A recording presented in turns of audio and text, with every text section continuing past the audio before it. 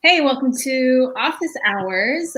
Today, Sto and I are talking about, okay, so you've released your album, now what? So we're going to talk about the post-release project. We're also celebrating 1 year of YouTube episodes, which is like mind-blowing. We started Yeah, this a year ago in the middle of the pandemic, not even middle, in like the early days of the pandemic where no one knew what was happening. right. And now we're like, over 250 subscribers in. I think this is episode 24 or 25. We've done workshops, we've spoken at conferences, I'm like really proud of us though. And really want to thank everyone who's like supported us and encouraged us and like, you know, affirmed us when I felt awkward and weird and we had technical difficulty. And so anyways, thank you to everyone who's helped bring Office Hours so far along. Like we really literally would not be here without folks who've encouraged and supported us. Yeah, absolutely. I think we're at like over 250 subscribers or something like that. And I'm going to be honest, when we started this, I was like, we'll be lucky if we hit 100 by the end of the year. That's genuinely how I felt. And I thought I was being realistic. I tell the story a million times, but like me, I met Nora at A3C a few years back. Really was just trying to like just talk to as many people as possible and like get their views in and like actually like link up. And unfortunately, we didn't actually get to hang out. But we had a great conversation. I actually remember being like very like subconscious because I was, oh my God, things were so different back then. I was smoking like a mug back then. I don't smoke cigarettes like that, even a little bit like that anymore, which is great. But then after that, like Nora hit me up like, hey, like we should, go live on Instagram, right? That's what we started on. Yeah, Instagram. And I was like, okay, like not really into that. Like not really trying to have my face, like, whatever. Did that and it was awesome. I'm pretty sure we had a bunch of people come through and like ask questions and the feedback and engagement was awesome. And then I don't even remember how the idea of a YouTube channel came up. I honestly don't, but I just remember that coming up and being like, yo, no way. Like in my head being like, no way, that's too much work. I'm not doing it. Like I'm not hopping on YouTube every damn week to drop free game that I'm not getting paid for. F that. But maybe I'll do a couple episodes and then just, bail out. But here we are. And, I'm really glad that we did this. Peer pressure so every step along the way. But here we are. And I'll tell you, Sto, what made me, because, I was sharing information online and you were consistently like sharing information right. online. And so to me, and then I had seen these conferences where people were shitting on artists and like providing, I remember being at A3C and someone was like, well, you should just go get big brand partnerships. Like, how the fuck is an early career artist, independent artist, access? Like the disconnect was so mind blowing to me. And so we were supposed to speak at another conference together. I had like pitched this panel. We were supposed to speak at another conference together. And like the panel worked out, but Sto couldn't make it. And I was like, why are we waiting for other people to give us platforms when we can create it for ourselves? And so that's how the Instagram started. And then we wanted something more permanent, which is how the YouTube started. And so y'all were here 24, 25 episodes in. And thank you. I'm seeing people starting to say, y'all, thank you. Like we really do this for the love. And so for those of you who CashApp or Venmo us, like, thank you so much. Marcus, really appreciate it. I just got the notification. And the money goes to like updating our StreamYard so that we can make it more accessible to more people. So really appreciate the support that y'all do. Before we jump into today's, and feel free, y'all drop your names in the comments, introduce yourselves, let us know if you have any questions or anything. We do have on Thursday and then again on Saturday, if you can't make it on Thursday, our newsletter workshop where we'll go into all the like everything about newsletters you've ever wanted to know. You'll leave with the draft of your first newsletter ready to go. So for people who are like me and mad anxious and like, worried about the perfectionism and stuff, we'll hold your hand and get you started. And so if that's something you're interested in, the link is in my bio, is in Sto's bio. You can find it on Eventbrite. But I'll give you a discount code, which is YouTube 5. So YouTube 5, because we love our office hours YouTube folks, will give you a discount. Thank you, Dan. Thank you, Wolves. Dan, y'all are amazing. Okay, so let's talk about today's topic, which is you've dropped your album, now what? And I think one of the biggest kind of, I don't want to call it mistakes, but places where I see artists really trip up is in this idea of like an album rollout or an album project has like a short, somehow like people think 2 weeks is the maximum for promotion and then they forget. So we've talked a lot in previous episodes about how you should start promotion early, like the project cycle should start as soon as you start thinking about the project. But it continues after you release the project. The project release is the middle, it's not the end. And that life cycle really can go on forever. You can, even now today, share a project that you did 2 months ago, 2 years ago. And I know sometimes people worry about, well, this is old and you've seen this already. But to remember, there's such a small percentage of the world that has seen what you're offering, and you're constantly getting new followers, new subscribers, new fans, new, the algorithm is showing you to new people.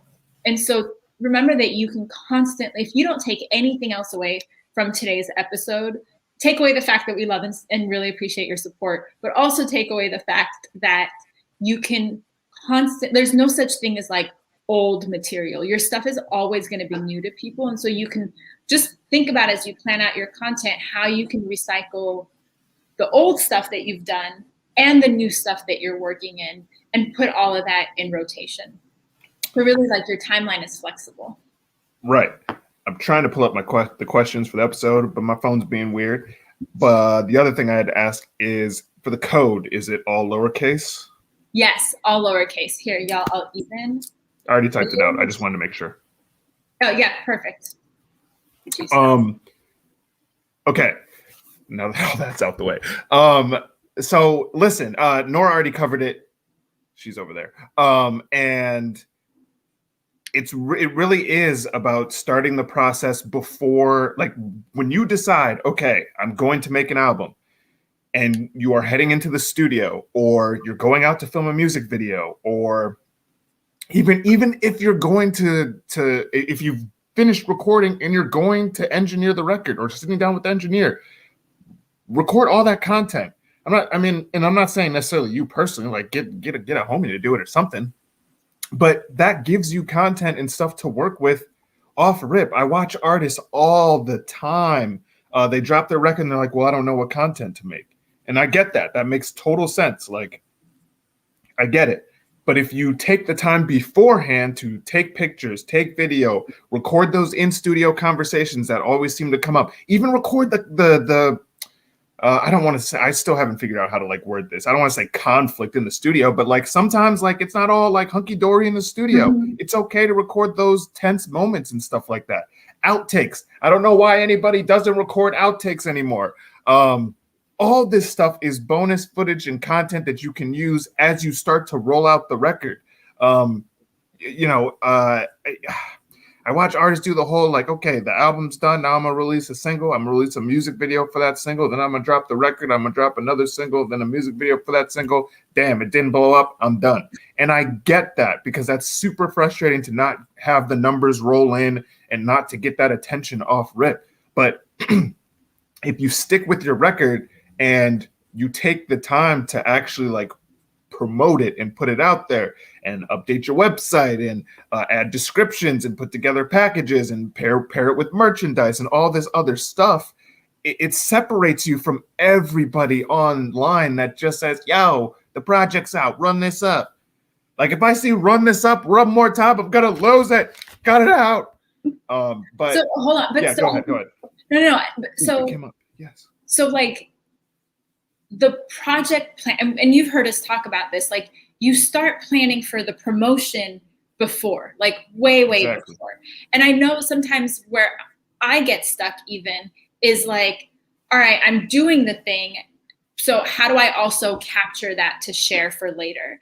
And so if you plan that ahead of time, it becomes less, you don't have to think about it in the moment. So that's something like set up your camera when you're at the studio, right, and just have it like just capture footage, and you can edit and pull out pieces later. Honestly, like I know it feels awkward, but like stage a couple shots and spend 10-15 minutes beforehand where you're just taking some photos, and then it's done and it's out of the way and you can do the thing that you're supposed to do. So really it's about being intentional about it. And the photos don't have to be, people like to see your face. Algorithms love faces. So the photo doesn't have to be incredibly like super creative or super amazing, because then you have a whole caption in which you can start to tell the story. And so just, it's the little bits of, you've heard us say over and over and over and over and over again, like plan. So it's the little bit of planning that says, okay, let me make sure I have a ton of stuff that I can pick and choose from, and then get into that. And we can talk a little bit more about like what that content looks like, maybe in a different episode. But just as we talk about like the timeline for your project, you start planning before, start collecting materials before, start hyping your audience, telling them about before, and then keep promoting it after 2 months, 3 months, 6 years, 25. There's projects you hear about, some of like the songs that were, what's a really great example actually is the tag team commercials where they're like sprinkles. It's like some car insurance commercial. Do you know what I'm talking about? Yeah. Like, I remember that song was really popular when I was young, and then no one was listening to it. And then now, like 25 years later, it has this like resurgence. And so same thing with your songs and your content. Things can have a resurgence. I want to share, this is such a great question. Wolves Den is asking. Sorry, I think we put that at the same time. So if you lose steam after release, is it okay to still create this kind of content afterwards? 1,000,000%, yes.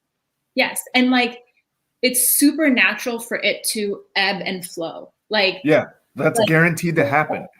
Yeah. And that's good. That's fine. Cause like, you have these peaks where people are really excited and they're active. And then you have these more mellow times where you're doing the relationship building, the storytelling, the like letting them get to know you. You're talking about basketball, or you're talking about sneakers, or you're talking about art and whatever, all the other things. And then, but you're still showing them that you're working, but you're working differently. And then you pick back, oh yeah, by the way, here's this thing, or it's been a month since I've released my project. So what Serial Sensei is saying is never stop the content. There are always new eyes that have not seen you. Always. So it's so to answer that question, perfectly 1,000,000% okay. And you should do that. You should plan for moments of like when you're really heavy, and then you make them miss you, and then you show up again, and then and it's you think about your friends. If your friend only talked about one thing forever, you'd be like, I'm over this conversation. But when they're really excited about something, you want to ask, what happened to that thing that you were excited about? And so it's that same kind of thing. Exactly. And because here's the thing, and like Nora said, it's gonna be up and down. It's not always. I think that's another thing that all of us get wrapped up in is like, oh no, like how come the numbers aren't always coming in? Like I put a lot, and like that's something that we talk about also. It's just like you have to, as much time as you put into creating the project, you should put just as much energy, I believe anyway, into the marketing and promotional process. Go ahead, Nora. Well, I was going to ask this question, and I think you're going there anyway, is because I think part of what happens is it's so overwhelming when you're promoting. Absolutely. Like Sto and I were talking about this earlier, and I was telling him how much I hate I hate promotion. I hate it so much because it just feels like there's so much to do. And so what are the things that people should prioritize? How do you know what to prioritize? Where should your effort and energy go so that you can at least do the important things and then catch up with everything else when you need to? Right. And so I think a lot of it comes down to first off, being organized. And I'm not saying you have to be perfect with it. Like I know it's absolutely challenging to get promo out and to be consistent with it, especially when the numbers aren't coming in and stuff like that. Like even even like Nora and I, like we deal with that stuff all the time as we're promoting things. But after that, and this kind of transitions like into our nice little workshop, the first people who should be being notified of your release are your subscribers, people who've purchased in the past, excuse me, and stuff like that. So your newsletter, if you have one set up already, all you got to do is be like, yo, it's time. The album is here. Because you've already been talking to them this whole time. You've been sending them pictures of in-studio sessions. You've been, maybe sending them clips of music videos before they release or whatever. Again, other behind-the-scenes stuff, blah, blah, blah. And so by the time the album drops, you're able to be like, okay, it's here. You send it off to your VIP people, your newsletter subscribers, and they're like, whoa, like, let's go. It's time to move. And they're tweeting about it and stuff like that. And so, again, it's one of the reasons why we talk about newsletters so much, and it's why we're doing this workshop coming up, is because with social media, you are not able to reach every single person that you want to reach. It does not matter how many followers you have. Like, yes, that percentage, I think, what is it, like 30%, I think, or something like that of followers that see your content. So regardless of where you're at, even if you go viral or whatever, like, your supporters and fans are sometimes missing that content. If you are right there, if they've given you their email and they're on your list, and again, you've been consistent in emailing them and keeping them acclimated with the process as you're creating the album, you're building the hype. They're getting excited. They're wanting to talk about it and stuff like that. So that, to me, honestly, that is my first priority, aside from putting it on your damn website so everybody can see it.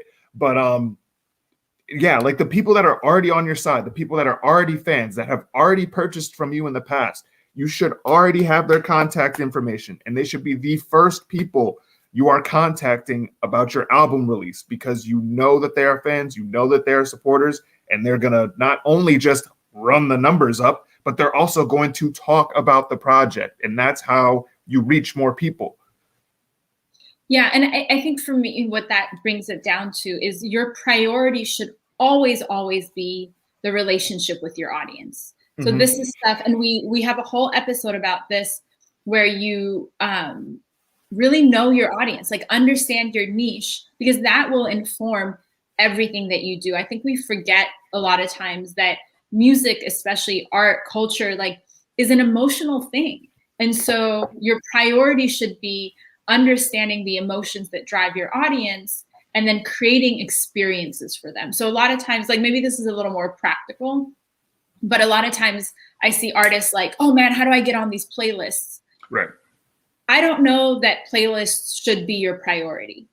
Your priority, I think, should be coming up with experiential opportunities for your audience to have an interactive experience with your content. So often we just passively listen, and then what? Am I paying attention? Am I connecting the music to you as the artist? Or I'm like, okay, I watched the video, I listened to that song. Yay. Right. Woohoo, that right? Was cool. Right. And so if you take some time to think about, how can I create an experience around this, an invitation for my audience to participate with me. So that might be a private live show, but they get to interact with you one-on-one. That might be some kind of like challenge or campaign. You tell them to, my favorite one is, I had an artist I worked with, when they released their project, they said, play this song for your mom and record your mom's reaction. And so now you're giving your fans something that they can do. And when we connect action with thought, with feeling, that's the thing that, like, internally it sticks, and then they become fans, and then they remember you, and then they talk about it and they share about it. So that's a really good, in my mind, something really good to invest your time into, is thinking about what are the experiences that you can create for your audience. I think the other piece is, we often look into like big blogs and big playlists and things like that. And I can't tell you how many times I think artists miss the opportunity to network horizontally. So you have a ton of people who are, oh, this is a great idea. Yeah. I tell clients to do this all the time. this Dan says this came up in a chat today, video casting with first dibs going to people in your newsletter. It gets them involved. It gets them involved. It gives them an opportunity. And then how exciting is that? Now they have all this footage. They're on their Instagram live. Look, I'm on a music video set. Look, I'm recording. They want to see it. They want to look, that's me. That's my cameo. And now there's so many opportunities for interaction. And so thinking beyond just like, okay, I posted on Instagram. Okay, I did that thing. You can create small. It doesn't have to be millions and millions of people. It doesn't even have to be like 20,000 people, 5 people, 8 people, 10 people, if 3 people come and have a deep experience with you, next time 9 people will come. Exactly, Dan says, and then they want to see your video win and they're part of the team. Right. So exactly. That relationship building, that emotional bonding, those experiences, I know it seems like that's the stuff, it's hard work. There's no like clear-cut answer, but those are the pieces that really is going to transfer, like convert followers or casual audience members into fans. So I think that's really, go ahead, Sto. All I was going to say is, Nora mentioned like the playlist thing. I'm just going to set this picture up real quick. Is that there's nothing wrong with submitting the playlist, getting on playlists, stuff like that. Like, do your thing. But I feel like so many artists have this mindset of, okay, if I get on a big playlist, that's going to run my numbers up, which is going to get me more fans and or get me more money. But I promise you, 9 times out of 10, that does not happen. That is not how that works. Because a lot of people that listen to playlists, or even not a lot of people, but the casual listener that you think that who you think you're appealing to, or who you think is listening to the playlist, is not going to take the time to be like, okay, this song is really dope. Let me now click the artist name. Okay, they look dope. Let me now scroll to their bio, go to their social media platform, and then see what they're about. Your average casual music listener isn't going to do that. And I talk about this with clients all the time too, is as people in the industry, or artists, engineers, business people, etc., we have kind of like a different view of the art and the music. We understand how much work and how much blood, sweat, and tears goes into all of this. Your average listener, all they see is an album title. The end product rather. The whatever they listen to in their headphones. They do not see the other side. It is up to you, the artist, to show them that side and to show them everything that you put into this record, what you were thinking in this record. If a newcomer heads to your page, even if it's off of the playlist, and all they see is run this up, yo, RT this, with no context, no description, there's nothing for them to get connected to. A lot of our favorite artists, it's not, and Nora says this all the time, it's not just because they make dope music. Yes, that can be the case. I get it. You want the music to speak for itself. But a lot of the times it's because we trust the artist and we trust the person that's creating. So we're willing to now put our money, our hard-earned money down to support them. As an independent artist and starting off and stuff like that, you have to earn that trust. Just getting on a playlist is not going to do it. When you add that emotional, that again, more interactive, engaging experience, they're going to remember that, and they're going to remember you for that, and thus support you down the line as long as you continue to be consistent. Yeah. And one way to earn that trust is by showing the behind the scenes, by giving them snippets of content, right? Like quote yourself, show them a little piece, but also by celebrating your collaborators. That too. Oh my God. That's the networking. I tell you how many times you've got 4 features on your project, but you're never talking about the people that you featured on your project. Like what? That would be like if Sto and I did office hours and I never talked about Sto. And I never amplified anything that Sto did, or vice versa. Like you win together. Like our success is so intertwined, but also audiences love to see people love each other. Like, I mean, some people love to see beef, but like Right. Audiences love to see people in the booth. They love to see the behind the scenes, the interaction, the collaboration. Like they feel like they're part of your inner circle. And so if you've got producers, your engineer, the artist who designed your logo, like all of those people Get them involved. Should be involved and should get love. And I think, you know, it's worth it to have like a team meeting and say, y'all, look, I'm releasing the project on this day. This is the marketing plan. Can you all use this hashtag? Can you all do X, Y, and Z and make asks of your team? Because now promoting the project gets to be a team effort rather than you by yourself trying to just say, listen to this song, listen to this song, listen to this song. And it again, especially with what we were talking about earlier about networking across, like if you have all these features, you can also, that means you can get to their audiences. It happens all the time. I watch art, they'll do a feature, and they'll maybe like, I actually will sometimes see artists like talk about it beforehand, like, yo, I got this feature. And I'm like, all right, like, yeah, let's do this. And then they literally, what is it? They depend on, not the fame, I don't know, the impression that artist has already made to kind of carry that hype. Right. And it you can't depend on that.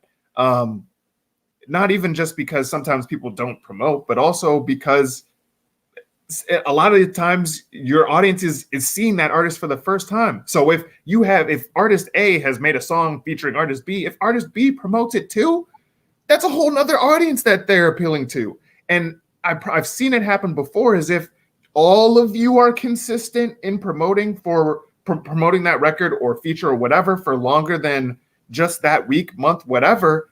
Oh man, all of you genuinely can win because, again, it's fans. It's like the 6 degrees of separation type deal. Like you're getting so many different fans and they're talking to other people and stuff like that, that you all just come up together because you've done the work and you've been consistent together. The only thing I also wanted to slide in real quick was Nora mentioned like publications.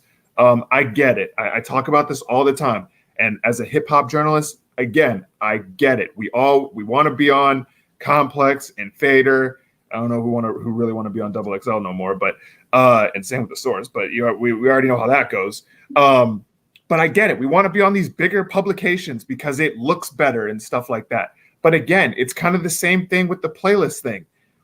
And especially with how hip hop journalism and music journalism in general works is if you aren't bringing in the clicks, even if you land on Complex, they are not going to keep promoting that article over and over and over again just because. It sucks. I think it's backwards and stuff like that, but it's not how it works. What you're better off doing is getting with publications that actually take the time to listen to the music, that take the time to actually care about the artist community, because they will listen to your music, they will talk about your music, and they will talk about it more than just the simple, okay, I'm on Complex, all right, copy, paste, go. Like, they will invest more into you because they believe in you and they believe in the art and the culture that has been created all these years and stuff like that. So look at those other publications. They're not always, the most spectacular or most popular or whatever, but they're going to actually put in that work for you and actually represent you and say good things about you. I don't care if you're on, insert publication here, if all they say is, go listen to artist song here. I've seen so many publications do that now. They just do like 3 sentences. They don't even say anything about the artist. That's not helping you. That doesn't do anything to help you move forward. Get someone that's actually going to write about you and take the time to learn your story, listen to the music, talk about the music, because it'll do much more for you. Yeah, and this is something we talk about in the newsletter workshop, is what you're getting is quality over quantity. So when you're working with a smaller outlet, you might not get the huge numbers, but you're getting an audience that's much more in tune with who you are and what your values are. So the conversion rate is actually going to be higher. The last thing I want us to touch on for today's episode, and thank y'all for hanging out with us. This is our 1-year YouTube anniversary. I can't believe Sto and I have been doing this for a year, but really want to thank everyone for riding with us for so long and supporting us and subscribing. And if you haven't yet subscribed, subscribe, like, leave those comments, all that good stuff. So you've released your project, you've done all the promo, your fans are listening to it. So make sure that you say thank you. And not just because like you have good manners and you want to love your fans, but you really want to you're asking them to do things. And then they're doing the thing that you've asked them to do. And so you want to make sure that there's a feedback loop. If they're talking about you, make sure you share that. Make sure you tag them. Make sure you DM them. Make sure they get a private message that says, yo, I saw that thing you did and it helped me a lot. Thank you. Yeah. Especially when you're early career and you have maybe 100 solid fans, you can touch each of those fans. You can create a touch point. You can make contact with each of those fans so that they feel seen, heard, and appreciated. And so making sure that you say thank you privately, but also publicly. And part of what that does is the more you share your success, so you get the placement, you celebrate those wins. Hey, you see Sto and I do it all the time. Like, we got 250 subscribers, 252 subscribers. Thank you. Right. Because the more or with the newsletter workshop, we're like, oh, we have one more spot left, like sign up. The more you show that you're succeeding and the more you show that people are supporting you, the more it's going to make people want to support you. So that it plays like dual duty in that it's loving and appreciating the fans and the supporters who got you here, but also inviting other people to also do the same. And what you're doing is telling them that if you support me, I will reciprocate, right? So it's the difference between if you talk to someone and they ignore you, you're going to stop talking to that person. Right. If you talk to someone and they shake your hand and they look you in the eye and they respond to you, well, that's going to open you up to keep talking. And that's essentially the same kind of relationship you're building in with your fans. And so just don't forget that feedback loop. You've asked them to do things and they've done things. They've gotten you to where you want to go. And so make sure they see, who said it earlier? Like when you win, I think it was Dan who was saying it earlier, like they want to win with you.